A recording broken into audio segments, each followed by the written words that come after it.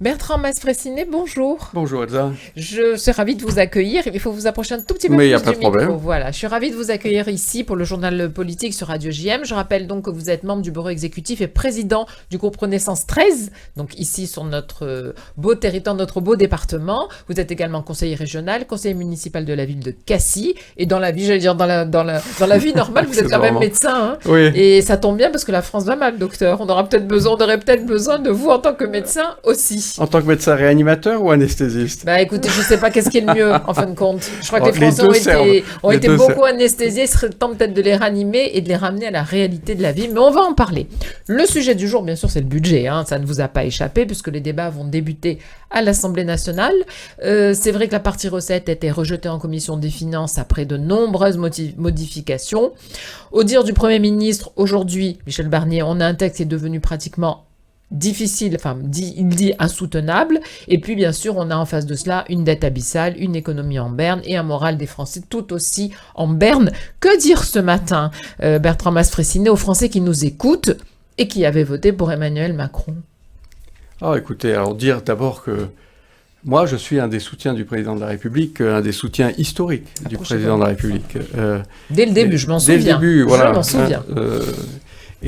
Et évidemment, après 7 ans de mandat, c'est difficile. Il y a une part de lassitude, il y a une part d'événements qui nous ont échappé, qu'on le veuille ou non, on a été percuté par un certain nombre d'événements, que ce soit le Covid, la guerre en Ukraine, aujourd'hui les événements au Moyen-Orient, on en parlera, j'imagine, la crise de l'inflation, autant d'événements, évidemment, qui ont impacté la vie des Français et qui l'ont impacté durement. J'ai oublié la crise des Gilets jaunes, etc. Donc, évidemment, l'image du président est affectée par l'ensemble de ces crises. Et aujourd'hui, la crise budgétaire vient rajouter une crise aux crises. Donc, évidemment que les Français perçoivent cela quand on prend de la distance avec parfois anxiété. Et ça s'est manifesté aux élections par un rejet et une défaite du président de la République. Alors, est-ce que là-dedans, on doit céder à l'irrationnel, à l'émotionnel? Moi, mon rôle, quand même, de responsable politique, de citoyen engagé, c'est de ramener un peu de rationnel là-dedans. Il y a probablement des choses qui ont été pas bien faites, mais on ne peut pas enlever au président de la République un certain nombre de points positifs Le dans le chômage a bilan. reculé. Non, mais... Voilà, déjà un point positif. Oui, mais vous dites ça comme si c'était très accessoire. Ah non, ça l'est pas. Voilà, non, je me permettrai pas. Voilà, c'est un gros point du travail qu'il faut reconnaître. Là, on est d'accord. Moi, je suis d'une génération qui a été, je dirais pas traumatisée, mais c'était un sujet majeur. Sujet de fond, voilà, des discours politiques, de l'engagement des politiques. Comment résoudre ce chômage endémique en France? Bon, la politique économique qui a été menée, qu'on le veuille ou non, qu'on soit pour ou contre le président, elle a eu des effets positifs sur le chômage, sur l'attractivité, sur la hausse de l'apprentissage, sur le chômage des jeunes, et y compris sur le chômage des seniors. Et moins de chômage, c'est plus de rentrées fiscales, plus de cotisations pour le budget de l'État. Quel serait aujourd'hui, moi je vous pose la question, quel serait aujourd'hui l'état de nos finances publiques si cette politique d'attractivité économique n'avait pas été menée? On dit... Excusez-moi d'être un peu long, hein, si vous m'autorisez. On dit, regardez, le président, il a réduit les impôts, c'est vrai. Il a supprimé la taxe d'habitation, c'est 60 milliards. Oui, mais enfin, on a une taxe foncière qui fait qu'augmenter, donc au niveau du consommateur, la chose est exactement la même. Hein. Alors, ça, c'est pas tout à fait en proportion. C'est pas de la responsabilité, voilà. Je sais bien. Là où je veux venir, c'est pas sur ce sujet-là. C'est-à-dire que on a enlevé ces taxes, moins 60 milliards, et aujourd'hui, on a un creux ou un excès, quoi. Il manque 60 milliards. On veut faire 60 milliards d'économies. Et on nous fait des rapprochements en disant, regardez, il suffisait de garder cette taxe d'habitation et... Non, on ne peut pas réduire à ça. Voilà, on est d'accord. Sauf qu'entre-temps, il y a eu le Covid, la désinflation, les chèques... Donc, bien sûr. S'il n'y avait pas eu cette politique économique, les choses étaient différentes. Si on n'avait pas acquis de la richesse, les choses seraient cataclysmiques. Alors, on les présente graves aujourd'hui, elles le sont. Enfin, on en est aujourd'hui à douter de la réalité de ce qui nous a été dit avec le départ de Bruno Le Maire. On en est à douter les chiffres étaient faux. On en a à remettre en question ce qui nous a été réellement dit. Oui, ça, c'est la nature humaine. Mais qu'on remette les choses en question, qu'on ait des doutes, c'est naturel. Je veux dire, et on est dans une démocratie. Je vois que l'Assemblée nationale s'est saisie du sujet, qu'il y a une commission d'enquête qui est mise en Enfin, place. on voit aussi que c'est très compliqué, qu'on va certainement être obligé, encore une fois, d'utiliser le 49.3. Oui, parce qu'on voit bien qu'au sein de l'Assemblée nationale aujourd'hui, ça va être très compliqué. Ça, c'est normal, c'est le choix des Français, excusez-moi. Ben, je suis tout à fait d'accord. C'est le choix démocratique des Français de ne pas avoir donné de majorité absolue à quiconque. Et donc, quand vous n'avez pas de majorité absolue, un budget ne peut pas être adopté sans passer par le 49.3. Vous avouerez quand même que le président a surpris tout le monde en dissolvant l'Assemblée nationale le jour même où on a eu les élections européennes. Enfin, jamais on n'avait vu ça.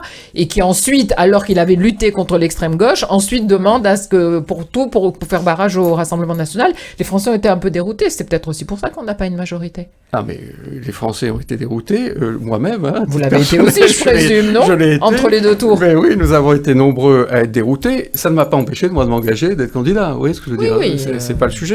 Mais évidemment qu'on a été... Parce que vous êtes sur le terrain, vous. Voilà, évidemment qu'on a été déroutés, surpris. Les Français le sont en grande partie toujours. Après, c'est le choix du président de la République. Il a pensé à ce moment-là qu'il fallait redonner la parole aux Français. C'est aussi un choix démocratique, qu'on le veuille ou non. C'est les Français qui ont décidé de leur destin, de leur avenir. Alors, et puis, vous le disiez vous-même, malgré tout, malgré ce, vous n'avez pas hésité à repartir au combat quand il y a eu les élections législatives. Justement, dans la 9e circonscription, Aubaine-La Ciotat, vous êtes allé courageusement au combat et vous le disiez, c'est vrai, vous le disiez vous-même pour lutter contre les extrêmes. Oui. Ça n'a pas été simple. Non, mais évidemment, c'est pas simple. C'est une circonscription qui était tenue par le Rassemblement national. Et donc, évidemment, quand vous avez un député sortant dans le contexte de la dissolution... Le député sortant est toujours favorisé. Le député sortant est favorisé. Voilà, donc ça a été le cas. Moi, je pourrais regretter, ça a été le cas dans l'ensemble des Bouches-du-Rhône. Alors que nous avons tendu la main, nous, le parti que je représente, le Parti Renaissance et la majorité présidentielle, nous avons tenu la main aux responsables des Républicains pour que nous ayons des accords de désistement réciproque, de sorte que nous soyons unis au premier tour, comme la gauche l'était, et comme finalement la droite nationale ou l'extrême droite l'était, avec le ralliement d'Éric Ciotti. C'est la logique quand même du scrutin majoritaire. C'est plutôt de s'allier au premier tour que de faire après une alliance de gouvernement.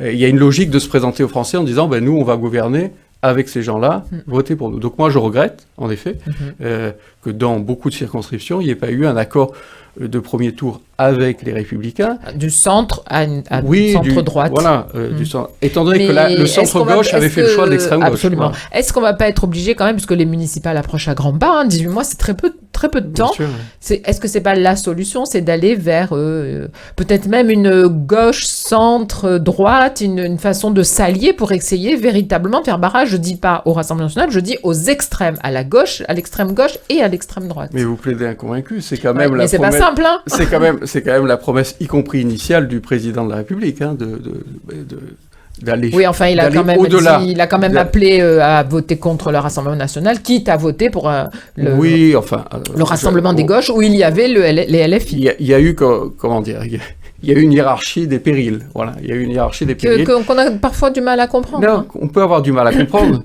Il n'empêche que moi, typiquement, dans ma circonscription, j'avais pas un candidat de la France insoumise en face de moi. Donc c'était très clair, absolument. Le cas était un peu différent. Absolument. Alors, bien sûr, vous ne pouvez pas parler au nom du président de la République, dans le sens où vous n'êtes pas lui, vous êtes de son parti, et vous le représentez ici.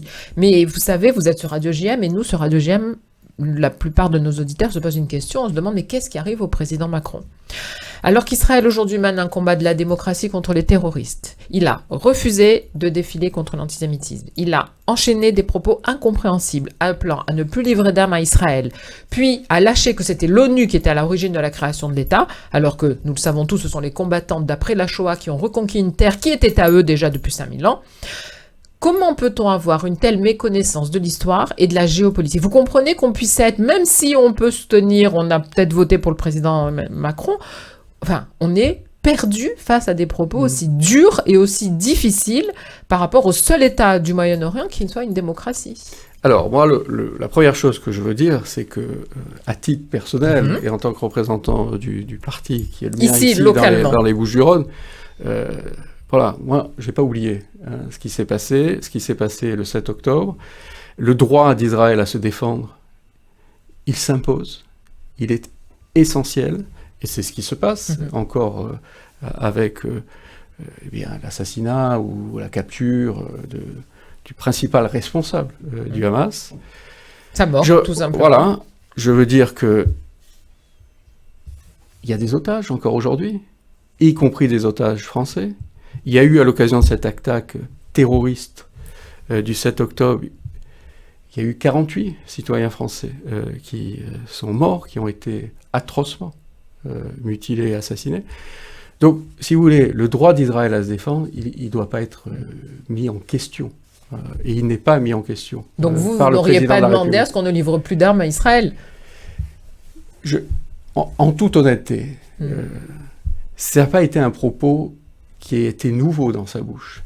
Moi, je vais vous dire les choses sincèrement. Moi, je me méfie un peu de toutes ces phrases qui sont rapportées, qui sont coupées. Ah, celle-là, il l'a dit. Oui, hein. oui, je veux bien que vous parliez de la phrase qui était proposée en Conseil des ministres, et encore. Il l'a dit pour rappeler une position qui était déjà celle de la France. Mais qui est incompréhensible, qui ne livre pas d'armes. Je comprends qu'elle n'est. Elle est juste incompréhensible. Voilà, je comprends qu'elle est perçue comme ça. Et je ne suis pas là pour défendre. Non, c'est pour ça que j'ai commencé par dire que vous n'étiez pas le président de la République. On est dans un moment politique où tout est irrationnel, tout est hystérisation du débat. Les propos sont pris, sont rapportés, sont déformés. Je ne peux pas vous laisser dire ça, monsieur Mastroianni. Je ne peux pas vous laisser dire ça. Parce que le dernier appel sur l'histoire de la création de l'État d'Israël, enfin, je veux dire, c'est gravissime, mais c'est un appel à l'antisémitisme. Quand on entend M. Kouchner, mais vous ne répondez pas pour M. Kouchner, qui hier encore disait « Ah ben, on comprend l'antisémitisme, est-ce qu'il se passe au Moyen-Orient ?» On mélange tout. Les propos de M. Kouchner, les propos de M. Macron. Je cite les propos des politiques en France. Les propos d'Emmanuel Macron au Conseil du ministre, lui-même s'en est offusqué, mais comme rarement. Il ne peut pas y avoir de fuite, normalement. Il ne devrait pas y avoir de fuite, non, mais déjà. Surtout, qu'il y ait des fuites, très bien. Mais ces propos, probablement, faisaient partie d'un discours et d'un tout. Moi, je ne sais pas ce qui a été dit.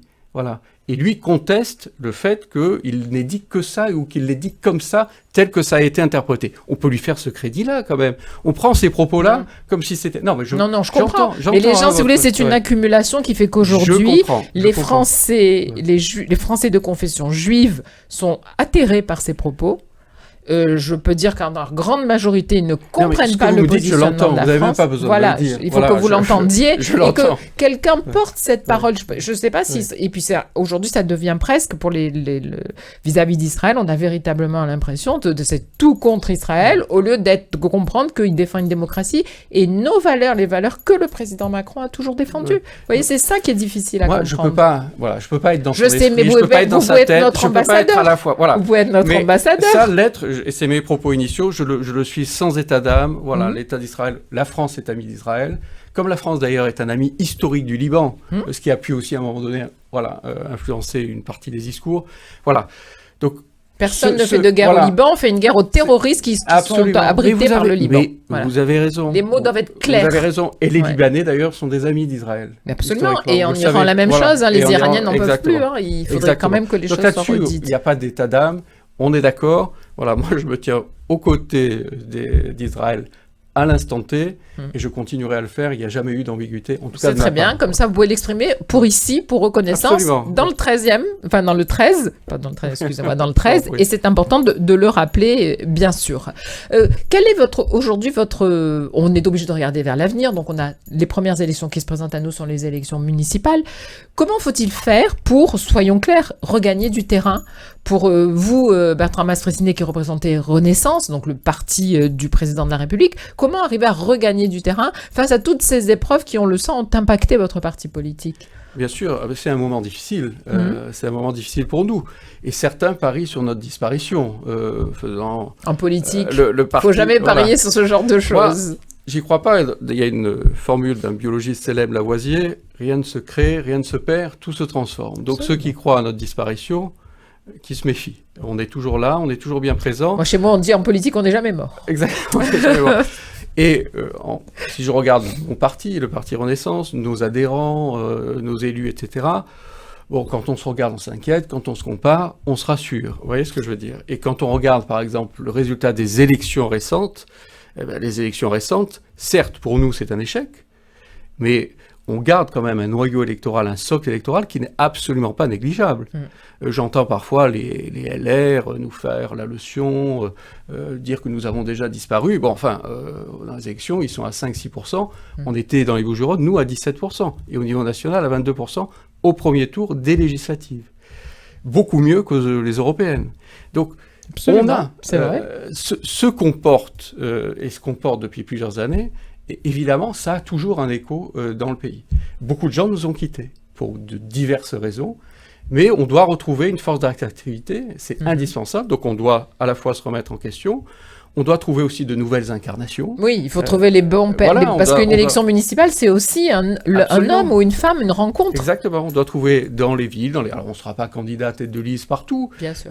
Nous, on plaide plutôt pour des unions, pour des rassemblements, quand on voit qu'on est quand même pris en étau par des forces extrêmes, que ce soit l'extrême gauche ou l'extrême droite. Absolument. Donc nous, on veut participer de cette dynamique, et on veut participer en étant un point central et un point moteur, à la hauteur de nos scores électoraux, et non pas une force accessoire qu'on vient ramener dans la charrette. Ça peut être une ouverture plus large. Bon, avec vous, bien sûr, cette majorité présidentielle, il y a le MoDem, il y a Horizon, avec un ancien Premier ministre, Édouard Philippe, qui, on le sent, aurait envie d'aller jusqu'au présidentiel, et ça me paraît une volonté réelle et affichée. Oui, il l'a dit, oui. Oui. Est-ce que ça pourrait être une ouverture plus large, aller chercher des gens plus à gauche, plus à droite, pour essayer de trouver la bonne incarnation ? Ah oui, mais incontestablement. À l'image de ce qui a été fait à la région. Moi, je suis un élu régional.